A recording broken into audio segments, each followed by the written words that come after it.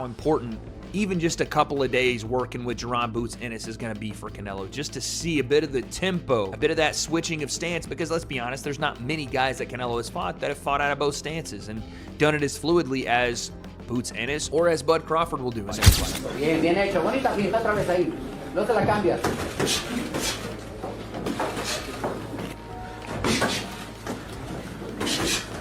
Crawford fight, not Crawford. I don't think Boots fight like Crawford at all. That was just some, I think the comparisons they was making initially was just as they both were switch hitters and they both could be so naturally. That's really the only thing that they do the same. The boxing community was taken by surprise when reports confirmed that Canelo Alvarez has been sparring with Jaron Boots Ennis in preparation for his clash with Terence Crawford. Bien, bien, bien. Dándole la cintura. Bien, bien hecho, bonita pinta otra vez ahí, no te la cambias.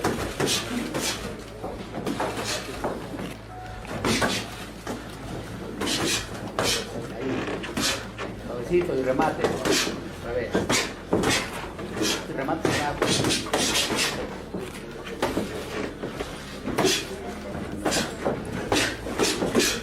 Suavecito y remate. Un pasito atrás y ahorita.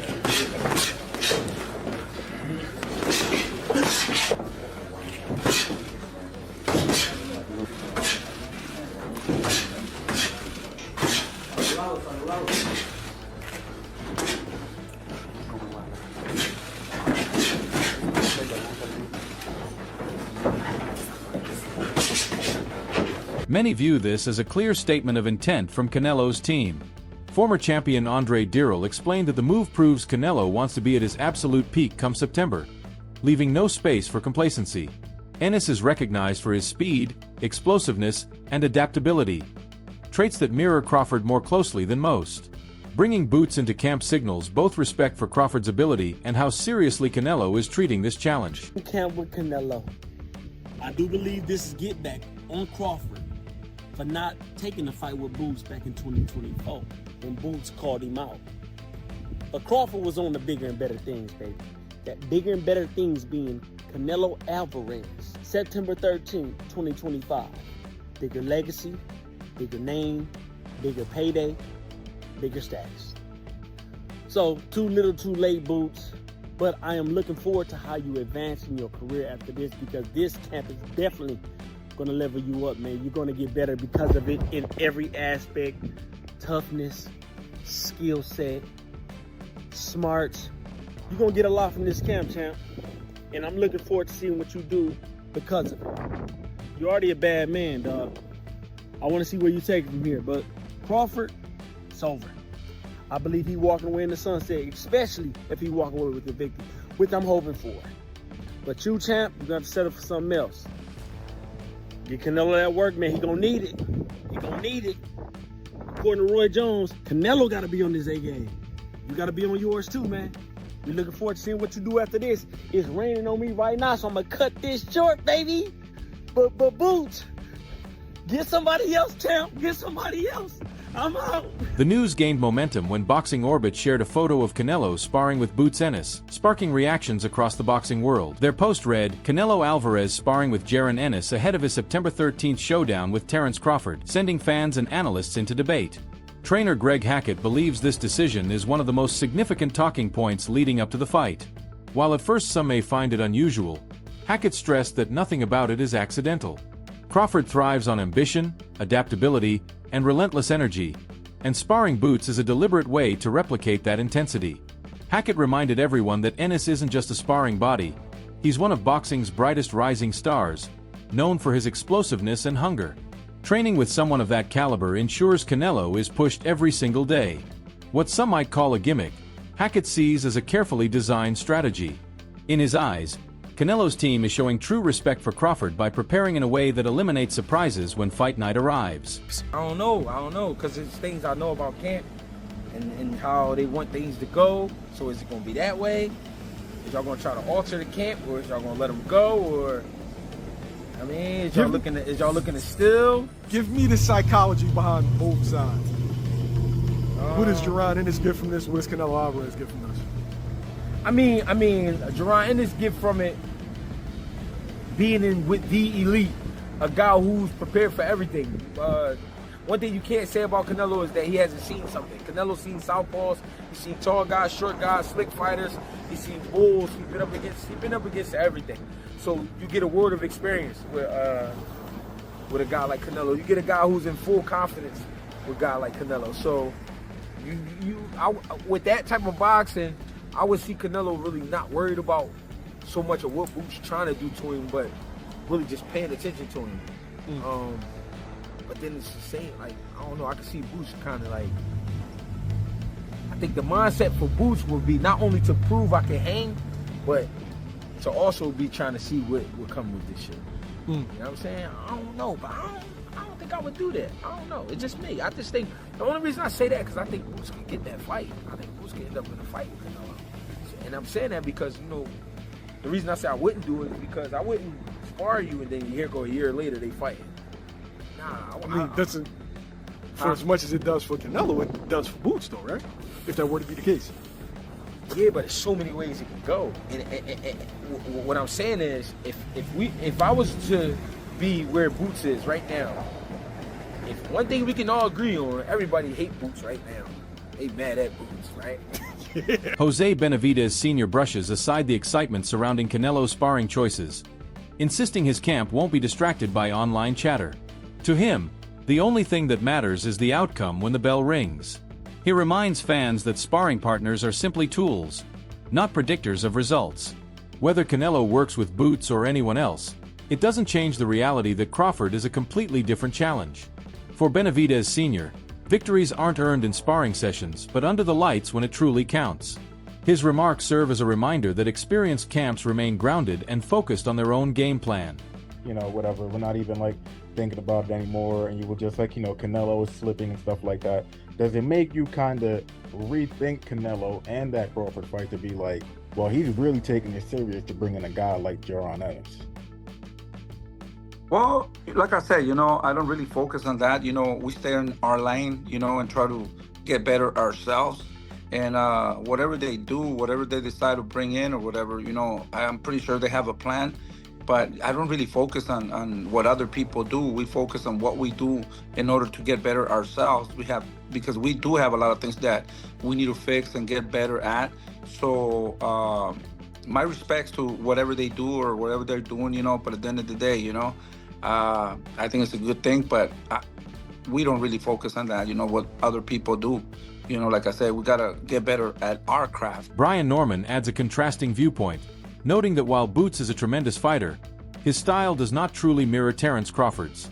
He argues their similarities are mostly in physique and power, but beyond that their ring approaches are worlds apart. Crawford is a master of switching stances, setting traps, and adjusting tactics on the fly, while Ennis relies more on explosiveness and aggression.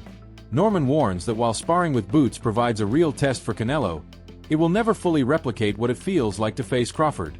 His perspective tempers the hype, suggesting that while beneficial, this move has clear limitations. I mean, I think it's good work. Crawford, I don't think Crawford fight, not Crawford. I don't think Boots fight like Crawford at all. That was just, I think the comparison they was making initially was just as they both were switch hitters and they both could be so naturally. That's really the only thing that they do the same. They don't do anything else the same, literally. So I never understood the comparison in that myself. But I think it's still a good look because all work is good work and you want the best work. You feel what I'm saying? So if Jaron Ennis is supposed to be the best work, even though he was a 47-pounder and not going up to 54, which is the same thing that Crawford was. I don't know, man. I don't know. But I do think that Boots getting a lot of unnecessary backlash about doing it, though. I don't agree with the backlash he getting about, you know what I'm saying, going to spar, getting that paycheck, getting that experience. Because I think he needed it anyway. I always talk trash about him, always staying in Philly, hiding in Philly. You don't ever want to go outside the spar. You don't ever want to go outside to do nothing else. So in this case right here, I think it's well needed for his career. It's needed for the building of a fighter. You know what I'm saying? You got to go out. You got to go in certain different types of territories and, you know, places and get that kind of work. So, I mean, I think Boots getting a lot of unnecessary criticism. And if I'm defending him, you know it's real. You know what I'm saying? So I think he's getting a lot of unnecessary criticism talking about sellout and all of that. That's some bullshit. Like, Ade Oladipo offers a sobering reality check on where Canelo stands compared to his peak. He recalls the 2018 rematch with Golovkin as the moment when Canelo looked at his absolute best. That was 7 years ago, and since then, while still elite, he hasn't appeared as sharp or untouchable. This raises the question of whether even clever strategies, like sparring with boots, can fully close the gap between today's version of Canelo and Crawford's current momentum. Oladipo's view piles pressure on Team Alvarez, hinting that the heavy reliance on tough sparring might reflect awareness that Canelo now requires extra reinforcement. I don't think that Crawford is fighting the best Canelo anymore. Again, the Canelo I'm talking about, I mean, second Golovkin fight, I thought he was fucking incredible. That was... What was that? That feels like a long time ago. Second Golovkin fight was 2018. So I'm saying peak Canelo, although still very, very good people, peak Canelo for me was 6 years ago. It's a long time, or 5.5 years. That's a long time. In fact, exactly 15th of September. So it'll be to the day 5 years. Have I got them? What was I talking about? Sorry, almost 7 years ago. Jeez. That's a long time ago. Where some might say peak Crawford was Errol. So, shit, I didn't realize how long ago that was. And he's clearly not that same guy anymore. He clearly isn't. He's no longer fighting elite fighters. I mean, unless you're going to say William Skull was elite, Edgar Berlanga, no, Munguia, no, Jamel, no, John Ryder, no, the third Golovkin fight, no. So he's no longer fighting the best, but he still is very good, and he's still a top 168 pounder. And I think this is why people are saying it is a 50-50 fight now, because we can see the deterioration in Canelo. Like, say what you want about William Skull, Canelo looked poor in that fight as well. Everyone's like, oh, William Skull ran. Well, Canelo didn't cut off the exits. Canelo wasn't great himself. Canelo's punch output was horrendous. So we can clearly see the deterioration. That said, he is the naturally bigger guy. I just mentioned the fact that Crawford's put on size, but the naturally bigger guy in this weight class is Canelo. That has to count for something. We know Canelo's been able to absorb punches from the naturally bigger guys. I mean, barely anyone's put a dent in this guy, right? That's how good his chin is. Maybe the best chin in boxing. It's frightening. But the legs have slowed down. The output has slowed down as well. And I always think about, with Canelo, desire and want and will. I always sort of say, where is that desire? Analysts reviewing the move agree that sparring with boots provides invaluable preparation for Canelo. They highlight that Ennis brings speed, angles, and relentless pressure that few fighters can duplicate in training. Facing those attributes daily forces Canelo to sharpen his timing, conditioning, and adaptability against unpredictability. While some experts note that Crawford and Ennis differ tactically, the sheer challenge of dealing with boots in camp builds mental toughness and sharp reflexes. Analysts argue this is exactly what separates the great fighters from the rest, seeking out the hardest possible tests before the real battle begins. That means that he did get work. That's what that means to me. That's what you need.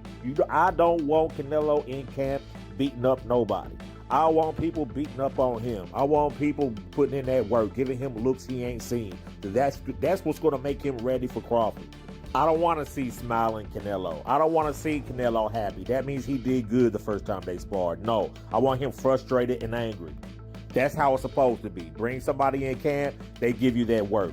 Even Mayweather talked about how Earl Spence gave him that work when he was trying to get him ready for a fight. Because by the end of the camp, Canelo will be the one smiling. I love it. I'm going to tell y'all why I love it. I'm going to tell y'all why I love this shit. I was wondering, I wonder who Canelo has in camp with him to prepare for Bud, because I know Shakur Stevenson's not going to help him. Johnny Ortiz gives a fiery take on the sparring move, calling it a smart decision for both camps. He believes Boots is the closest version of Terence Crawford Canelo could bring in, making him the ideal partner. For Ortiz, the setup benefits Canelo by pushing him in camp, while Ennis gains invaluable rounds with a proven champion like Alvarez. He underlines that collaborations like this are rare, yet incredibly valuable, since both fighters walk away with lessons they can use in the future. Ortiz's reaction captures the buzz, presenting the move as mutually beneficial and strategically sharp. Makes sense, and it's definitely a good experience for both. Eddie Reynoso and Canelo, shout out to them, because now it shows that they serious with a real game plan, and Boots is, to me, everybody's a perfect opponent, I wouldn't say opponent, perfect sparring partner to have to replicate Crawford, because they both switch hitters and stuff like that, and you know, they got dog in them and reflexes for sure. So it shows Canelo serious, and on Boots' end, to be able to spar a Hall of Famer, top tier guy, it gave him great experience, and you could tell he really wants it. Been seeing mixed reviews. You got a portion of the fans that are just shocked that this happened. You got a portion of the fans that's like, yay, Canelo now has the edge. Those will be Canelo fans, and you got Terence Crawford fans that I'm seeing calling him a traitor. You know, you already know the other word. Yeah, it's a difference between fans. There's Terence Crawford fans, which is cool. Then there's the Terence Crawford, I call them bud clowns, where all of a sudden they want to act like Dr. Umar and shit. They want to be fake woke. Like, woke for what? Like, it's a sport where Boots is getting an opportunity to spar a Hall of Famer. Who cares? In reality, what the fuck loyalty does Boots owe to Crawford when it comes to the sport of boxing? I mean, Crawford didn't do shit even back while Boots was trying to get his opportunity when it was Spence and Crawford. Every time Boots' name got mentioned, you heard the bud clowns be like, oh yeah, he don't deserve it. Oh, who did he fight? Oh, who this and that, man. I ain't trying to hear that shit. It's like different shit that you need to be woke up outside of boxing. Boxing is a sport. There's shit that we need to really come together. I didn't see y'all come together like 5 years. The bud clowns, because it's real fans, the bud clowns is bashing PBC. Canelo supporters argue that Boots and Crawford share enough physical and technical traits to make Ennis the best possible sparring option. Both are athletic, fluid in switching stances, and carry knockout power that keeps opponents guessing. Bringing Boots into camp shows Alvarez is refusing to leave anything to chance and that his team is fully committed to the challenge ahead. Observers note that sparring with Ennis sends a clear message. Canelo is not underestimating Crawford.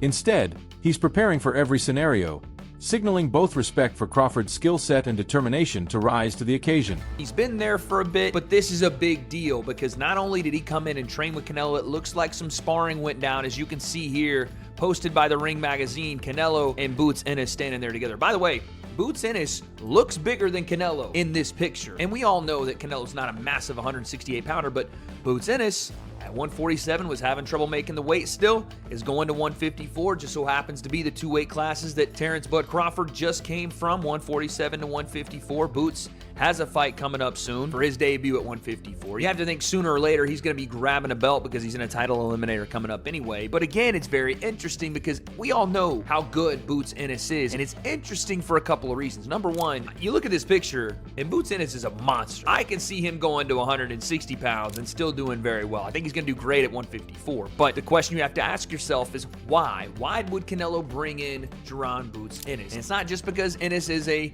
great boxer. It's not just because Ennis fought at the highest level of 147 and is going to be at the highest level of 154, so he's a smaller guy that Canelo can use in camp to see how a smaller guy of this era moves, as Canelo has maybe not had as much experience with that since moving to 168. Usually he's the smaller guy fighting some of the bigger guys. But that's not all this is. Not every analyst is sold on the idea, though. Critics point out that while Ennis is world-class, his role in a Mexican camp preparing for an African-American opponent has already stirred debate. They argue that style, background, and mentality all play a role in fight prep, and sparring alone cannot replicate Crawford's intelligence or adaptability. Some even suggest the move could backfire if Canelo relies too heavily on the idea that Boots represents Crawford perfectly. The criticism highlights how layered preparation can be, reminding everyone that sparring is valuable, but it doesn't guarantee success against a fighter as versatile as Crawford. 3 wins, 2 losses, 2 draws, 39 big wins by way of knockout, will not learn and not be able to pick up from Jaron Boots Ennis sparring Canelo Alvarez. There's an uproar because Jaron Boots Ennis, African-American fighter, black boxer, has joined the Mexicans camp to help prepare the Mexican fighter, Canelo Alvarez, defeat another African-American fighter which he needs Jaron Ennis to give him looks of the undefeated pound-for-pound king, 4-division world champion, 2-division undisputed world champion, superstar boxer who will be a first ballot Hall of Famer once he retires as well, in Terence Bud Crawford, who is 41 wins, no loss, no draw, 31 wins by way of knockout. That wraps up today's breakdown. Stay tuned for more updates, and until next time.